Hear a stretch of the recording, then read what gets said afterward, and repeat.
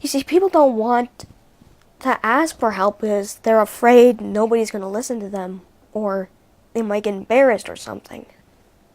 I feel like I live for my kids. I think that they're so important to us, and everything I do, I try to do for my kids and what's the best for my kids. And every decision I make is, how will this be good for my children and how will they grow from this?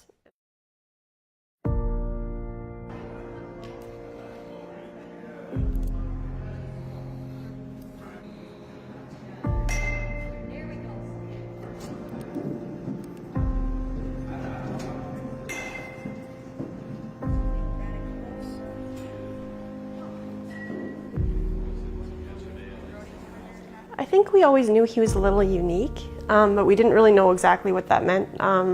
He just had his own little quirks that I was like, oh, he's just his own unique little guy, and that's okay. And he was really smart. Like, he knew his letters and numbers at a really early age, and yet he struggled with other areas. So it was like, how's this all going to fit? And some of his language was a little bit delayed, and there were just little things that were kind of hints, but I really didn't know.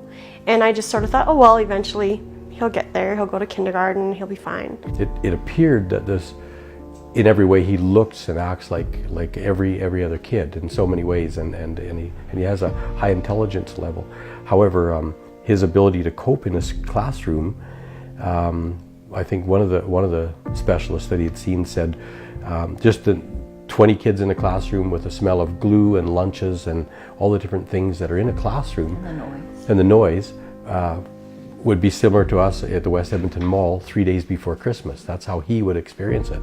And so he would be quite anxious at school. And when he was 6, he was diagnosed with ADHD, sensory processing disorder, anxiety, and a verbal-based learning disability. I just feel different somehow. I definitely have sensory processing disorder, so a lot of things are a little more sensitive. Okay, so I'm gonna say all of them that I have, if you don't mind. No, let's hear So, it. difficulty handling transitions, shifting from one mindset or task to difficulty another. doing things in a logical sequence or prescribed order. Difficulty persisting on challenging or tedious tasks. Poor sense of time. Difficulty maintaining focus. Difficulty considering the likely outcomes or consequences of actions. Difficulty managing emotional response to frustrations. Chronic irritability and or anxiety significantly impede capacity for problem solving or heightened frustration. Black and white. Difficulty handling ambiguity, uncertainty, novelty. So I think for Jordy, when he was overwhelmed, overstimulated, his cognitive brain just shut right off. And so it was kind of like survival brain mode. And I think for Jordy, that's when he really didn't have the skills to do any better than to just get out of there or hit or drop, because his only survival brain was kicking in, and fight or flight, definitely. Fight. And like I said, the harder you tried to be stern or to resist, cause resistance, the harder he fought back, which was the opposite of what you needed.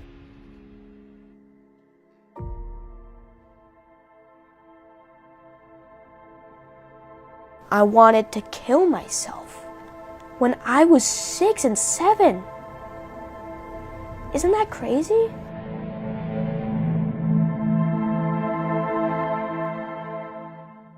I think when he was saying, I want to kill myself, it was because he didn't have any other little coping skills to know how to deal with all the things that he was going through, all the emotions, all the challenges. And so killing himself was that thought. And I think talking through things and really building that connection with him was super important, because that's how we've gotten to where we are, is the communication, the trust, and just really listening to him and not judging him, or just being there for him. He got to the point where like OCD and worries were like taking over, and he cut out almost all food. He was eating like maybe 3 things. And so that was really scary. And I remember the one time we were at the lake and Jordy didn't eat anything like all day, and he was getting so skinny. And I remember thinking like, I don't know what to do.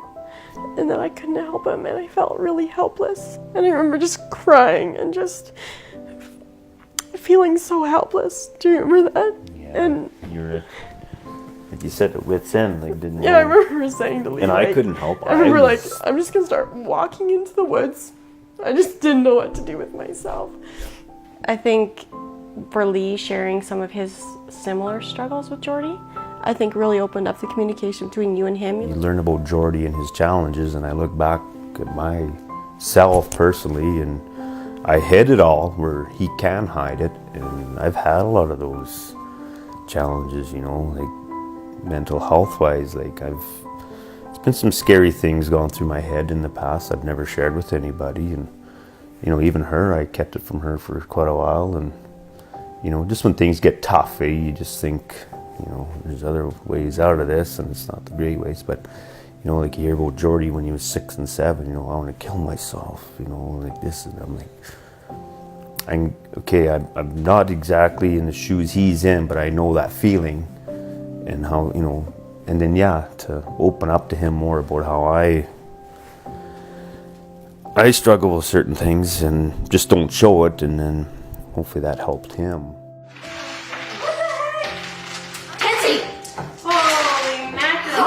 Really try to give him the most comfortable situation he can be in, because if not, it's just a really hard time for him and my parents too. So they really try their best with him.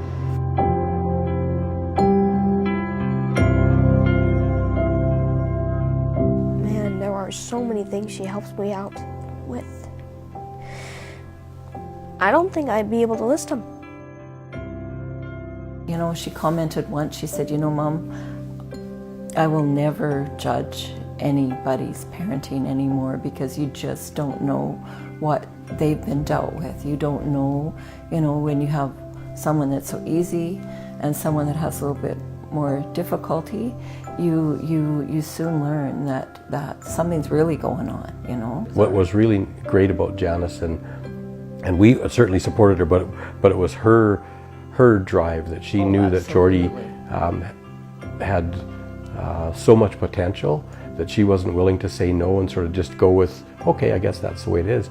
She started seeking more professional help, and through other resources, and then getting to find out what will help Jordy thrive and be the best he can be, you know. And I think it's just not sort of saying, okay, well, we're stuck with this. It's definitely important to ask for help. I know for myself and for Jordy, being able to talk to people about it is really important, and asking other people for guidance and for what's worked for them is really, really important, and talking to doctors about it and talking to other support people like my parents or my husband, or even just having somebody to kind of bounce stuff off of who's gone through similar things is very important.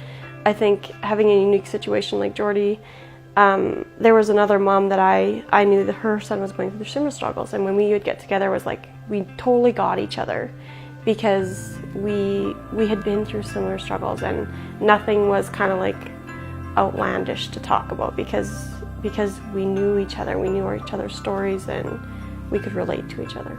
There's a lesson in that for all of us as any kind of problems, is to hear other people's concerns. Let's hear them out, and then they're okay to hear ours. But it's when you get into that battle of wills sometimes, I think, when things go wrong, and I think it's a model that could just work in so many different situations.